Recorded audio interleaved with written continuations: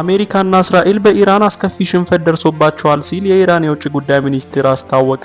የሩሲያ ውጭ ጉዳይ ሚኒስትር ቃል አቀባይ ማሪያ ዛራኮቫ እንደገለጹት ዩናይትድ ስቴትስ እና እስራኤል የካቲት ወር ኢራን ላይ በከፈቱት የተቀናጀ ጦርነት አስከፊ የሆነ ሽንፈትን ተቀዳጅተዋል ስትል ተናግራለች። በስፑትኒክ ሬዲዮ ላይ ሀገራችን ከመጀመሪያው ጀምሮ ይህንን ጥቃት በአስቸኳይ ማቆም አስፈላጊ መሆኑን፣ በዚህ ሁኔታ ምንም አይነት ወታደራዊ መፍትሄ የለም ወይም በክልሉ ውስጥ የስርዓት ውጥ ለማስፈን የሚደረገው ሙከራ አይሳካም ማለታቸውን አስታውሰዋል። ዛራኮቫ አክለውም እውነተኛ የፖለቲካና የዲፕሎማሲያዊ ስምምነትን መጀመር አስፈላጊ ነበር፣ እሱም በእርግጥ በድርድር ሂደት ላይ የተመሰረተ አቋምን ከግምት ውስጥ በማስገባት ነው ስትል አክላለች። በሌላ በኩል የስፔን የውጭ ጉዳይ ሚኒስትር ጆዜ ማኑኤል አልቫሬስ የዩናይትድ ስቴትስ ፕሬዝዳንት ዶናልድ ትራምፕ በቴህራን ዙሪያ ባደረጉት ንግግር የኢራንን ስልጣኔ ለማጥፋት ከዛቱ በኋላ ዓለም በአስደንጋጭ ሁኔታ ወደ አደጋ ተቃርቦ ነበር ሲሉ ተደምጠዋል። የተኩስ አቁም ስምምነቱ ከተደረሰ በኋላ አልቫሬስ ሚኒስትሩ እንደተናገሩት የትራምፕ በኢራን የሰጡት የመጨረሻ ቃል በፍጹም በሰው ልጅ ዘንድ ተቀባይነት የለውም፣ እናም ግጭቱ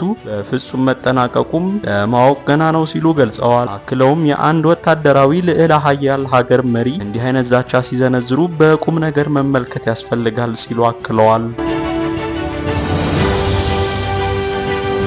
አሜሪካና ኢራን የተኩስ አቁም ስምምነት ካደረጉ በኋላ ኢራቅ የአየር ክልሏን ከፍታለች። የኢራቅ ሲቪል አቪዬሽን ባለስልጣን የሀገሪቱን የአየር ክልልና የኢራቅ አየር ማረፊያዎች በሙሉ ከፈታቸውን አስታውቋል። የኢራቅ ዜና ወኪል ባወጣው መግለጫ ውጥረቱ መረጋጋቱንና ወደ መደበኛ ሁኔታ መመለሱን ተከትሎ የኢራቅ አየር ክልል ከእሮብ ጀምሮ ክፍት መሆኑን አስታውቋል። በዚህ ልኬት መሰረት ሁሉም የሲቪል በረራዎች በተቀመጡት ደንቦችና መመሪያዎች መሰረት እንደሚቀጥሉ የኢራቅ ሲቪል አቪዬሽን አስታውቋል።